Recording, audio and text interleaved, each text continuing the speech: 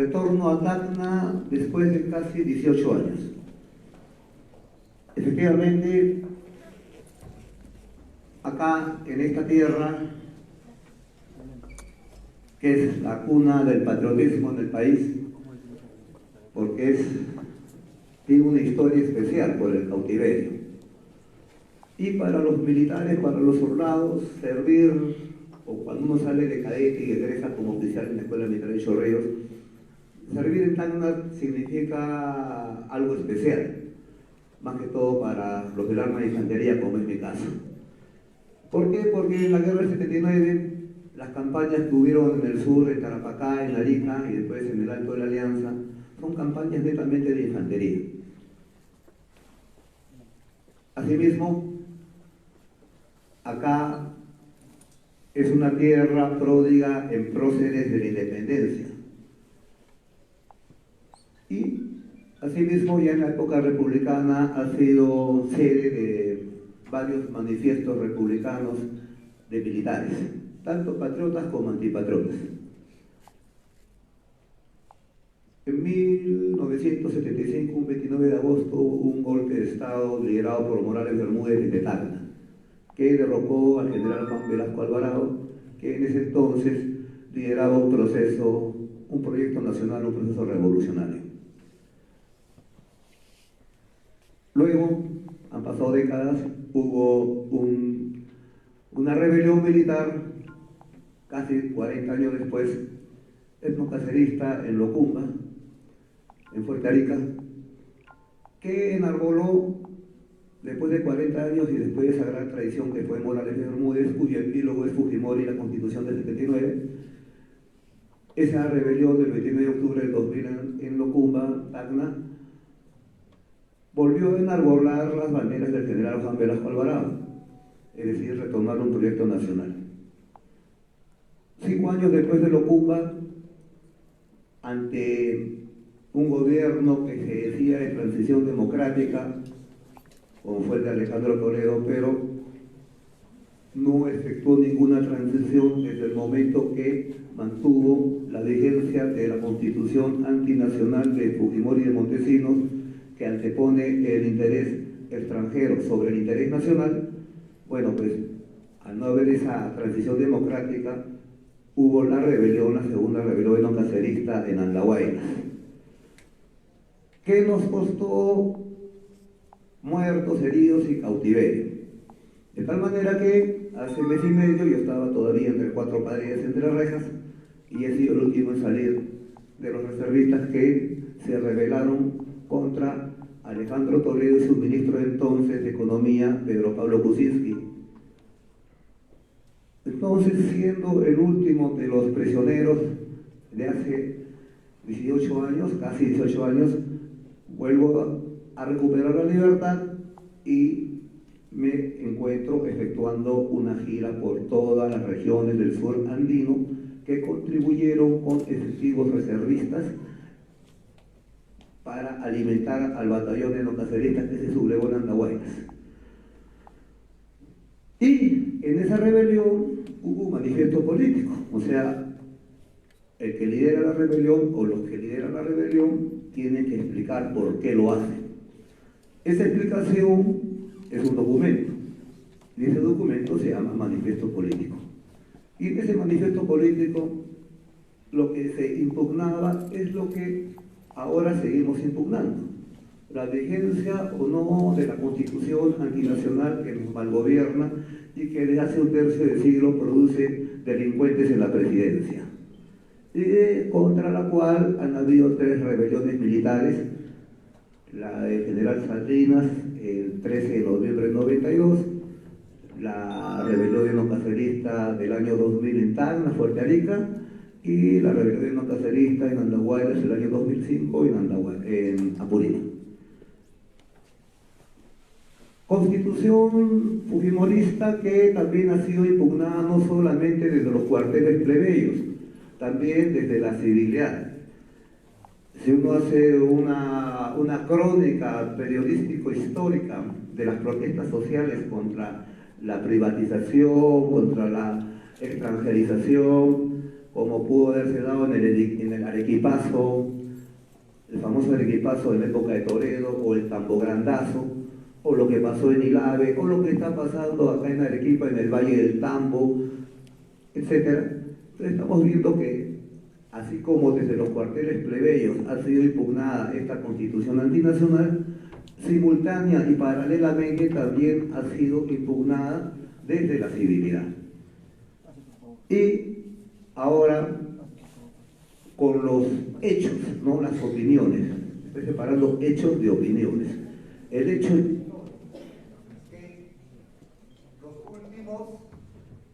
que los últimos presidentes habidos en el último tercio del siglo no o están presos, o están fugitivos, o están prófugos, o están suicidados.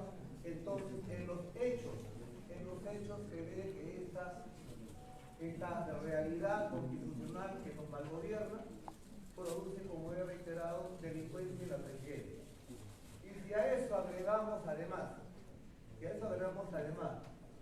el COVID, que develó una realidad según la cual el famoso crecimiento económico, del cual los economistas, esa gente que habla en difícil para que la población entienda, bueno, los economistas nos querían hacer creer el cuento del crecimiento económico. Bueno, con el COVID quedó desvelado. No crecía la población económicamente, al contrario, decrecíamos. Los que crecían eran los dueños de las mineras, los dueños de los canales de televisión de señal abierta, los dueños de las bancas, etc.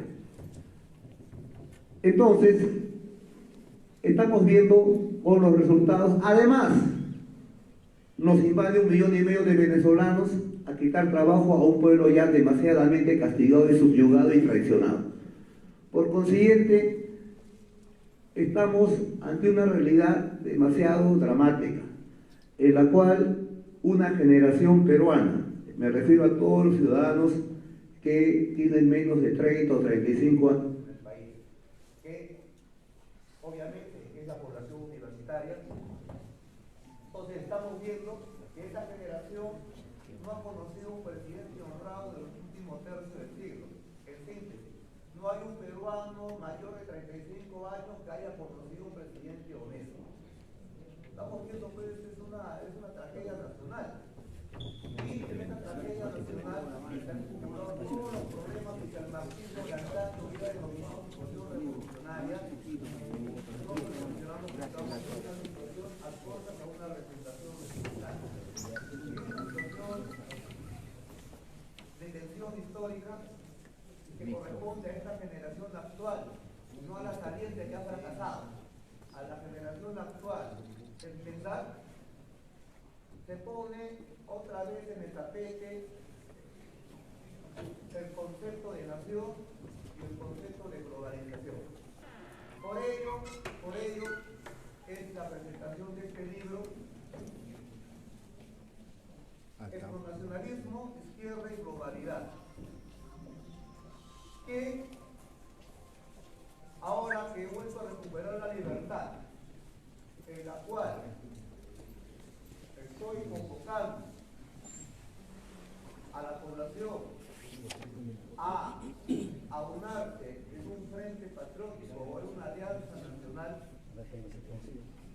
consideramos que desde el punto de vista no político, sino ideológico, desde el campo de las ideas, debemos definir en el Perú qué es la nación y qué relación tiene nuestra nación milenaria con el proceso de globo-colonización.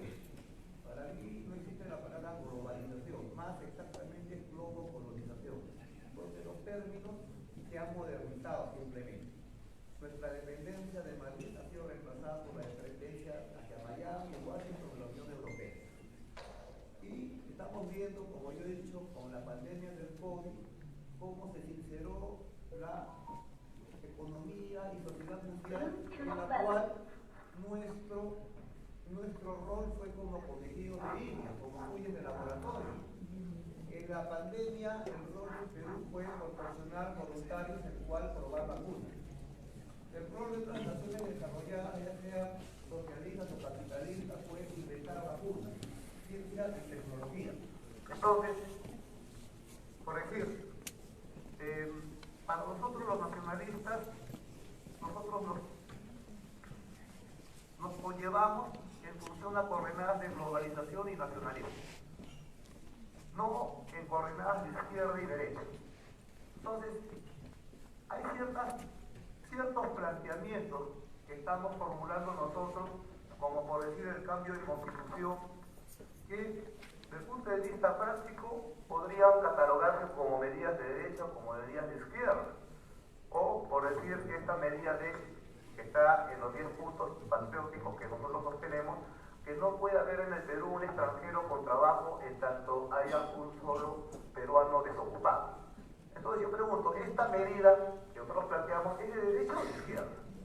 Obviamente es práctica, es nacionalismo y patriotismo puro. Lo podría adoptar un gobierno suizo, o un gobierno cubano, o un gobierno israelí, que hayan pasado por las mismas tragedias que hemos pasado nosotros, como es el COVID, los presidelincuentes durante un tercio de siglo, una constitución antinacional y la invasión de 1,5 millones de lumpen venezolanos. Entonces cualquier gobierno de derecha y de izquierda no interesa si se conduce por consignas patrióticas, que debería adoptar esta medida, que para nosotros es sentido común. Entonces, en estas épocas de globo-colonización, levantar las banderas del nacionalismo, ¿es coherente o no lo es? Esa es la gran pregunta del millón. Entonces, para la derecha peruana, la derecha que para ellos es una desgracia haber nacido tan lejos de Miami, tan cerca de los Andes, obviamente pues enalborrar las banderas del nacionalismo constituye lo que Mario Vargas Llosa denominaba una utopía arcaica. Es decir, somos unos arcaicos, somos unos retrasados, no tenemos futuro políticamente según esta visión de afuera, que cataloga al indio como problema. Pero para nosotros, los etnonacionalistas, que acabamos de hacer una gira luego del Andahuaylazo por todas las regiones del sur y nos hemos dado con la gran sorpresa que la población apoya contundentemente esta propuesta, y eso se refleja, repito, hechos antes que opiniones, en el llenado total de plazas en Apurímac, Cusco y Puno. Por consiguiente, para nosotros es vigente la propuesta nacionalista. Y en ese aspecto nosotros no nos consideramos descubridores de la pólvora, para nada.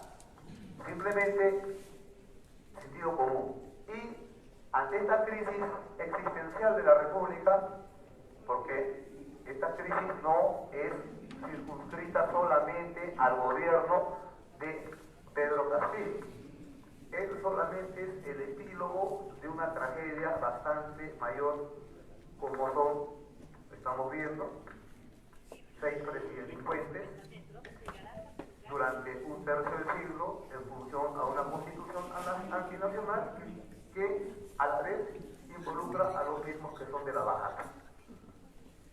Por consiguiente, en los hechos, esta constitución malparida, porque es producto de otro golpe de 2 personajes que están presos por corrupción y traición, y que ha sido acatada hasta la fecha, y que nos demuestra que no importa de qué ideología pueda ser el presidente, si es que no cambia el marco jurídico constitucional de la patria, va a terminar como corresponde, preso inexorablemente. Entonces, ahora en que nosotros planteamos un proyecto nacional, hemos de revisar nuestra historia republicana.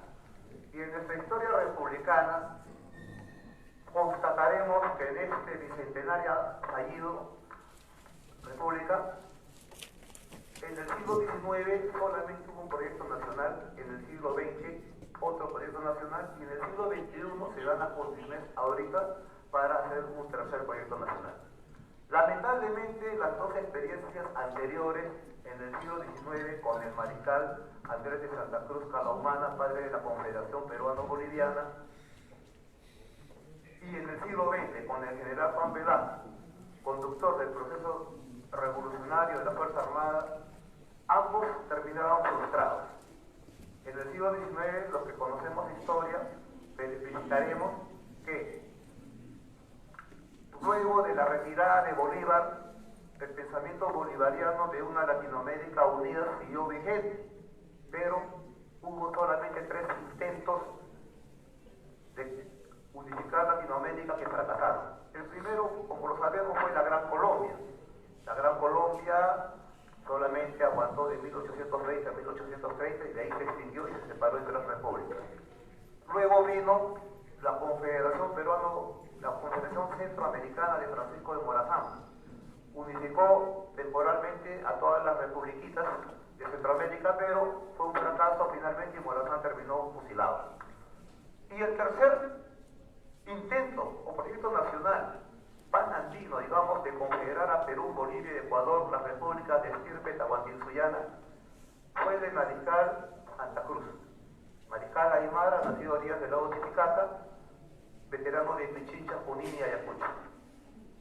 Él buscó rescatar el sueño bolivariano con base en Cánica, pero fracasó por la traición de propios sectores del ejército peruano. Estamos hablando de próceres o pseudo próceres como Gamarra, Echenique, etc. Por eso yo sostengo que una vez que el resto nacionalismo tiene el poder, van a faltar sodas para derribar tanto falso monumento. Entonces, este fracaso de la Confederación Peruano-Boliviana, cuyo epílogo fue la guerra con Chile y la campaña de la Breña, bueno, esta es una frustración histórica que tiene la República. Y en el siglo XX, en medio de tanta mediocridad, es el general Velasco el que hace un proyecto nacional. Creó un poderoso Estado empresario, ¿no? El Perú, que ahora se convierte en una española, de Telefónica Española con Fujimori, Hierro Perú, Minero Perú, Centromil Perú, es decir, Aeroperú. Es decir, había un empresario fuerte, nacional, estatal. Luego, ese proyecto nacional es traicionado, como dije al inicio, por Morales Bermúdez, y su epílogo es la Constitución Antinacional de Fujimori y Montesinos.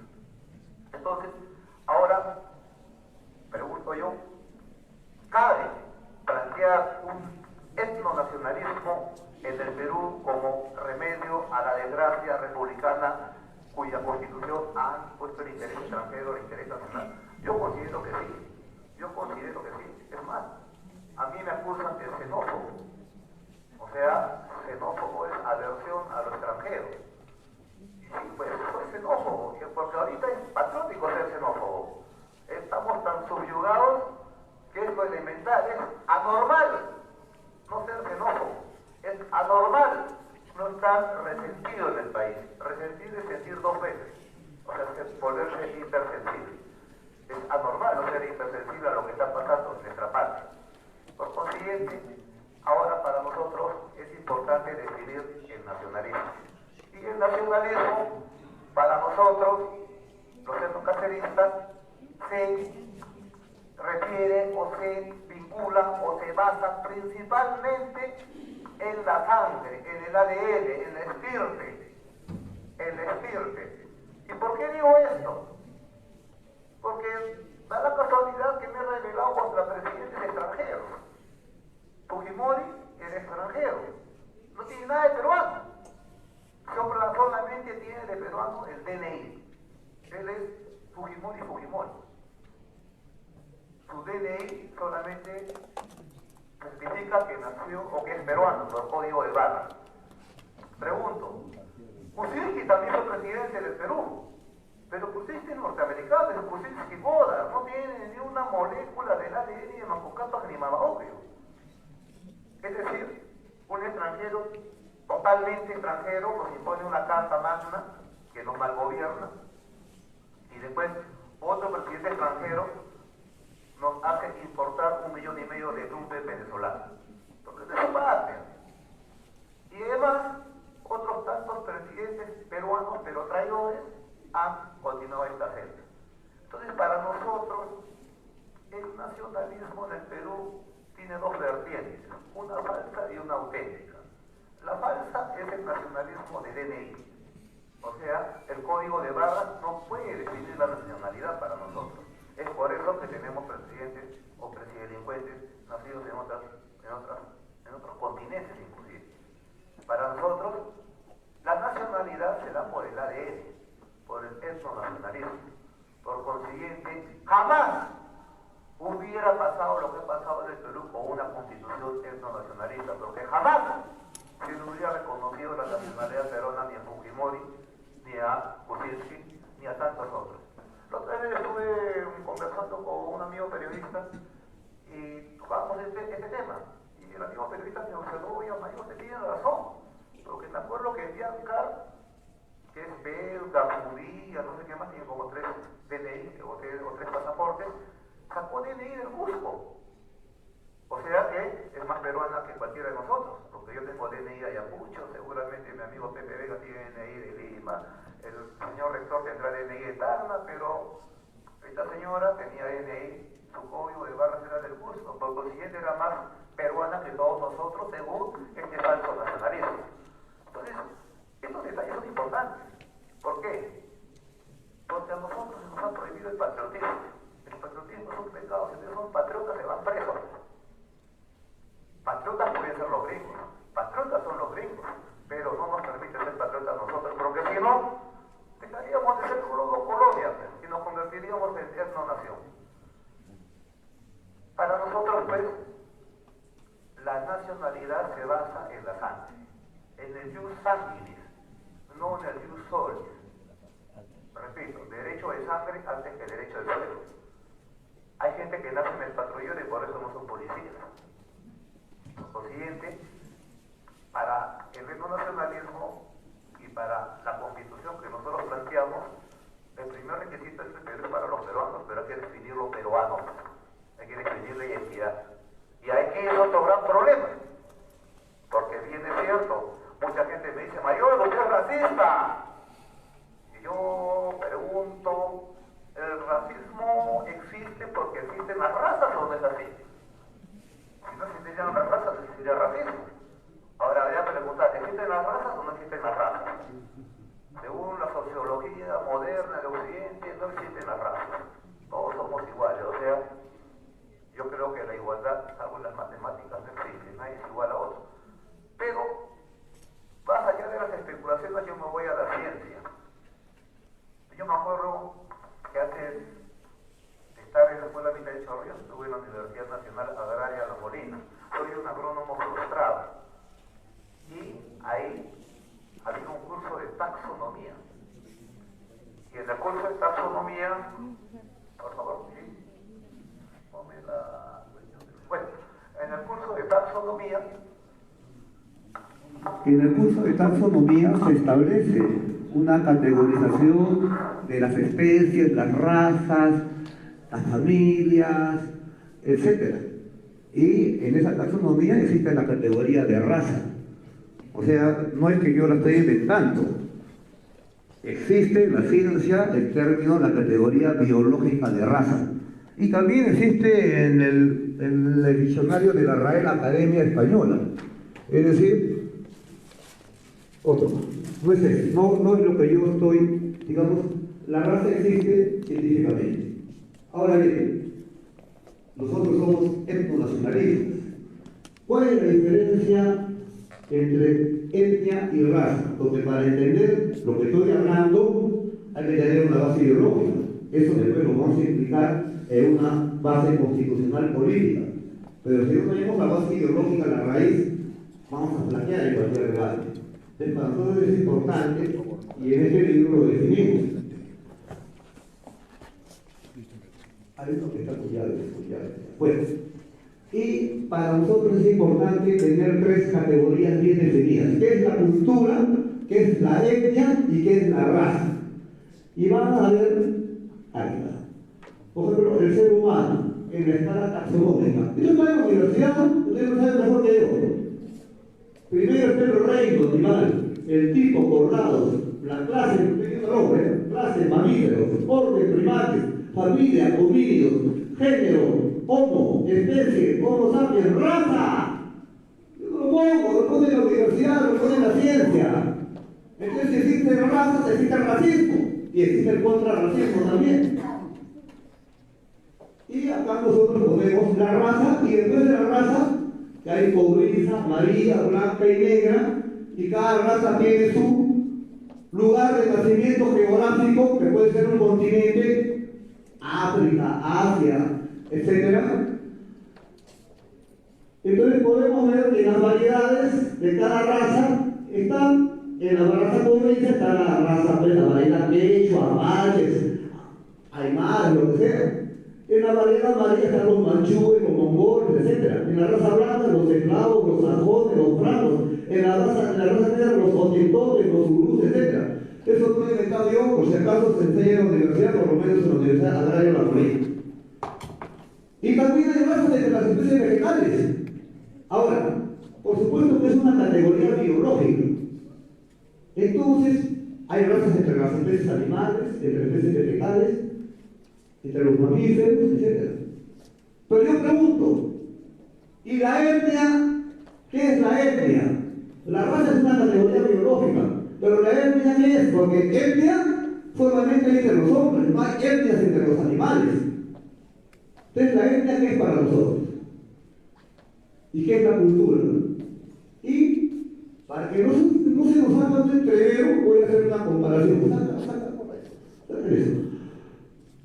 Supongamos que yo quiero estudiar las aldeanías de Machu Picchu o las pirámides de Egipto, desde el punto de vista cultural. Obviamente me va a interesar la arquitectura, las dimensiones matemáticas, hicieron los ingenieros egipcios para hacer las pirámides, etc. Pero no tiene por qué interesarme de qué color eran los egipcios, si eran negros, amarillos o azul marino. Simplemente me interesa el aspecto cultural, el aspecto matemático, científico. Ahora, si yo estudiara desde el punto de vista étnico, ya no cultural, desde el punto de vista étnico, las aldeanías de Pisa, obviamente, aparte de interesarme el aspecto cultural, de las dimensiones matemáticas, trigonométricas, etc., de ese conjunto de aldeanías, también me interesa quién lo construyó, cómo era ese hombre, qué pueblo es su descendiente ahora, de quién descienden los constructores de Machu Picchu, quiénes los representan ahora. O sea, el individuo histórico me interesa. Y ahí llegó a la conclusión que hay una conexión sanguínea de siglos entre Machu Picchu y los cholos que somos nosotros ahora. Nosotros lo hemos construido, no fueron los extraterrestres, tampoco fueron los